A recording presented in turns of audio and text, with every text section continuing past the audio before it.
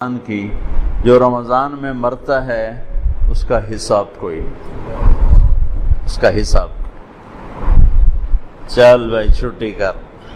ایک آدمی کہنے لگا تو کیا رمضان کے بعد پھر شروع ہوتا ہے؟ میں نے کہا اللہ جیسا کریم شہنشاہ وہ ایسا نہیں ہے کہ ایک دفعہ معاف کر کے کہ چل ہوں دوبارہ آ جائے۔ جب وہ ایک دفعہ اس نے چھوڑ دیا اب دوبارہ وہ اس کا کھاتا نہیں کھولے گا کہ چل آ بھائی ہوں رمضان گزر گیا چل کان نہ پلے۔ وہ جس کو رمضان میں موت دے رہا ہے وہ کوئی اس کی نیکی اس نے پسند کی ہے۔ اور نور جہاں مرحوم جب 27 رمضان کو اس کی موت آئی، میرا رب کہتا ہے میں شرک معاف نہیں کروں گا، باقی جسے چاہوں معاف کروں۔ میں اس کی صفائی نہیں پیش کرتا ہوں کہ وہ اس نے اچھی زندگی گزاری، اچھی زندگی نہیں گزاری، لیکن میں اللہ کی رحمت کو بیان کرتا ہوں کہ جو ہم اپنے آپ کو صرف جنتی سمجھتے ہیں، باقی سارے جہنم میں صرف میں ہی جنت جاؤنا اور کیا نہیں جاؤنا۔ لوگ کہنے کہ لو جی وہ نور جہاں رمضان میں مر گئی، 27 رمضان کو مر گئی، میں کہوں اللہ تے مقدمہ کر دے بھئی یہ تو کی تھی۔ ارے بے وقوفو، میرا اللہ کہہ رہا ہے میں شرک معاف نہیں کروں گا، باقی جسے چاہوں معاف کروں۔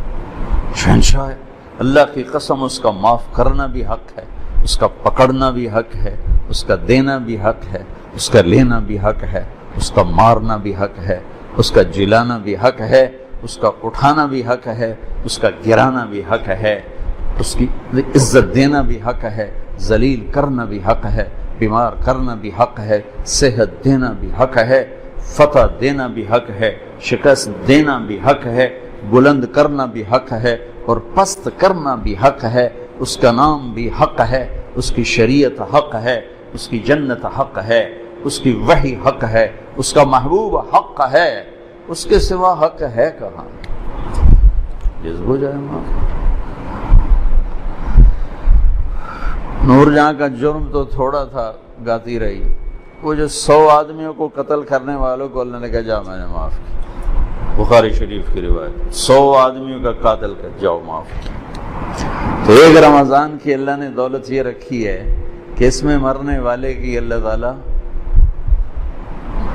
قبر کا حساب کو نہیں تو اگلے حساب یہ اللہ معافی کر دے گا انشاءاللہ۔ تو بھائیو رمضان کی تیاری میں ہے چند چیزیں جو رمضان کی رحمت کو روک لیتی ہیں۔ ایک شراب کی عادت رمضان کی رحمتوں کو روک دے گی، ایک ماں باپ کی نافرمانی رمضان کی رحمتوں کو روک دے گی، ایک رشتہ داروں سے لڑائی جھگڑے یہ رمضان کی رحمتوں کو روک دے گی، ایک دل میں نفرت پالنا کسی کی یہ رمضان کی رحمت کو روک دے گی۔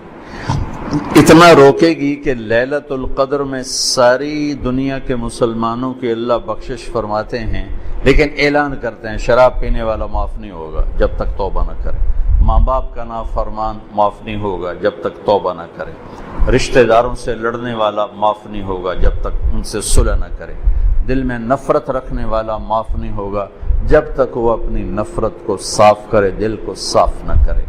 یہ رمضان کی تیاری کے لیے میں بہت تھکا ہوا تھا، لیکن شاید آج تراویح ہو یا کل ہو تو ضروری سمجھ کے بھائیو آپ سے بات کر رہا ہوں۔ اللہ مجھے بھی ہوش و سلامتی دے، میں بھی ان چیزوں میں ہمیشہ اپنے آپ کو شامل کر کے آپ سے بات کیا کرتا ہوں۔ تو جیسے حج پہ لوگ جاتے ہیں تو معافیاں مانگتے ہیں، بھائی معاف کری میں حج تے جا رہے ہیں، اس سے زیادہ ضروری ہے رمضان۔ جتنے فضائل رمضان کے ہیں اتنے حج کے نہیں ہیں، جتنے فضائل رمضان کے ہیں اتنے حج کے نہیں ہیں۔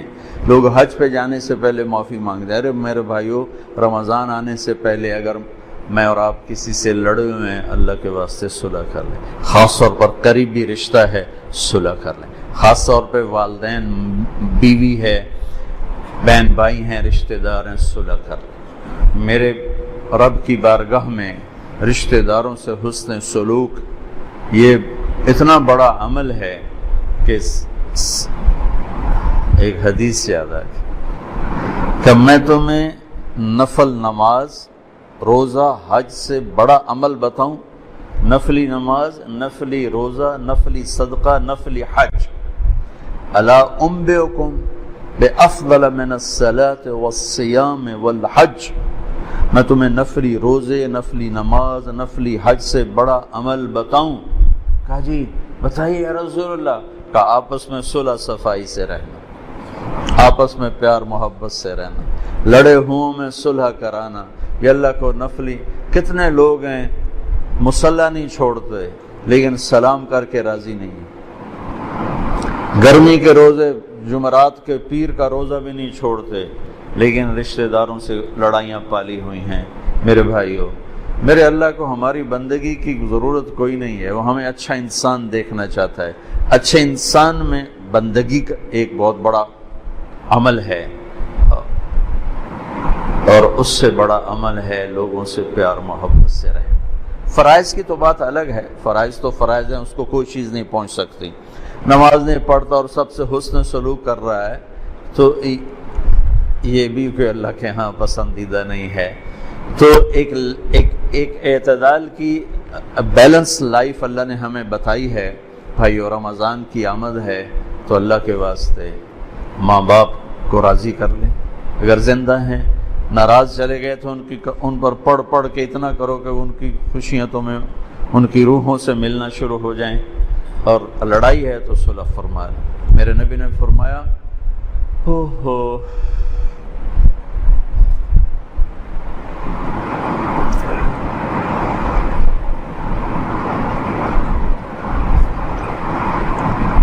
میری ماں ہوتی، میں عشاء کی نماز کے مصلی پہ سورۃ فاتحہ پڑھ رہا ہوتا اور میرے گھر سے آواز آتی محمد، تو میں نماز توڑ دیتا، فرض نماز کا میں نماز توڑ دیتا۔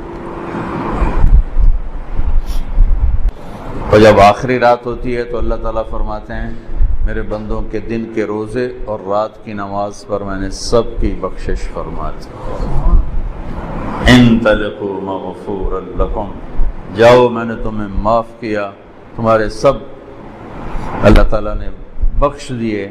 یہ رمضان کی برکت سے اللہ نے اس امت کو یہ دولت نصیب فرمائی، جو پہلے امتوں کو یہ دولت نصیب نہیں تھی۔ ان کا روزہ بھی مشکل تھا اور ان کا اجر بھی ایسا نہیں تھا کہ جنت مزین کی جا رہی ہو اور مخلوق دعا کر رہی ہو اور شیطان قید ہو جائیں اور جنت کے دروازے کھل جائیں اور جہنم کے دروازے بند ہو جائیں، اور اللہ تعالیٰ روزانہ جنت کو تیار کرے کہ میرے بندے آ رہے ہیں، تو تیار ہو جا، میرے بندے آ رہے ہیں۔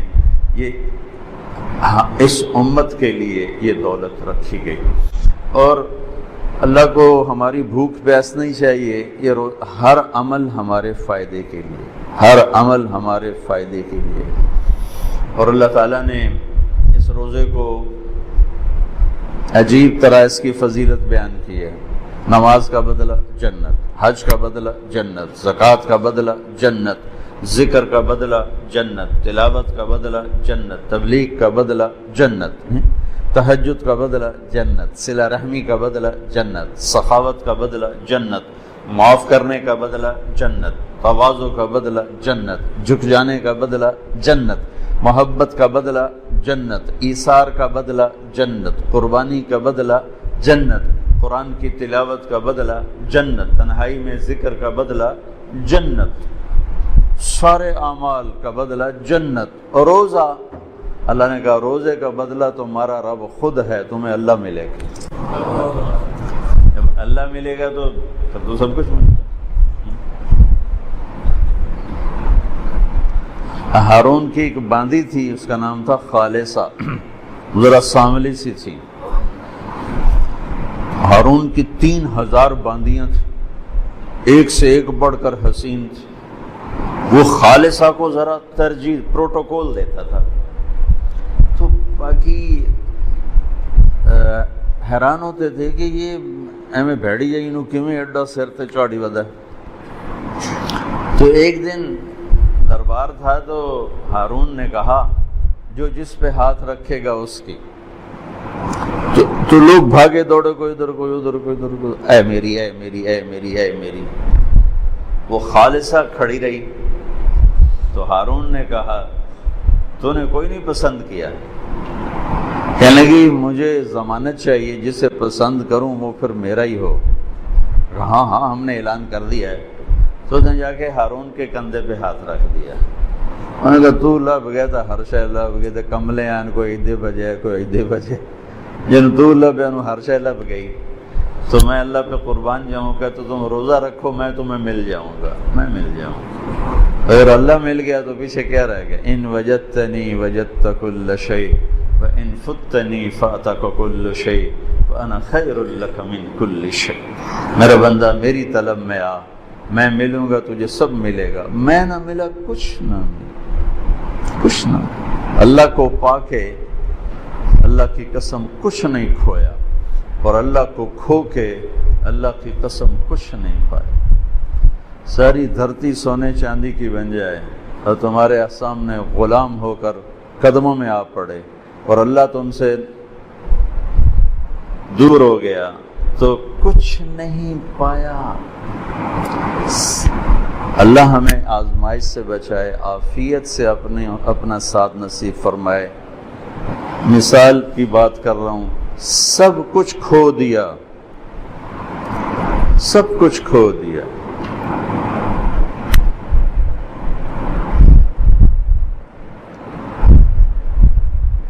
اور اللہ کو پا لیا تو اللہ کی قسم کوئی گھاٹے کا سودا۔ میرے نبی کے نواسے نے اپنا سب کچھ کھو دیا، جان، مال، اولاد، نیزوں پہ سر چڑھ گئے۔ کبھی کسی نے یزید کو شاباش دی، شمر کو شاباش دی، سب کچھ کھویا پر اللہ کو پایا۔ آج تک انہی کے سر پہ عزت کا تاج ہے۔ ان کو شہید کرنے والوں نے دنیا کا سب کچھ پا لیا، اللہ کو کھویا۔ آج تک زمین آسمان کی لعنت ان کی قبروں پر بھی برس رہی۔ روزے کا بدلہ اللہ خود ہے۔ بھائیو، ایک روزے کا اہتمام فرمائیں، ایک تراویح کا اہتمام فرمائیں۔ آپ 2 رکعت بھی پڑھ کے چلے جائیں، اس کی قیمت ہے، لیکن یہ 1 مہینہ اپنے دنیا کے کام تھوڑے کر لیں، اپنی مشقت کو تھوڑا کر لیں، اپنے ملازموں کا کام بھی تھوڑا کر دیں، اپنے کاروبار کو ذرا سمیٹ لیں، اپنی دکانوں کے اوقات کو ذرا سمیٹ لیں۔ بھئی یہ مہینہ تو ہمیں اپنی آخرت کو بنانا ہے۔ اپنے نوکروں کو، مزدوروں کو بھی سہولت دو، اپنے آپ کو بھی سہولت دیں، اور اس میں اپنے اللہ کو منا لیں، جہنم کی آگ کو ٹھنڈا کر لیں کہ اس سے خوبصورت اور کوئی چیز نہیں ہے۔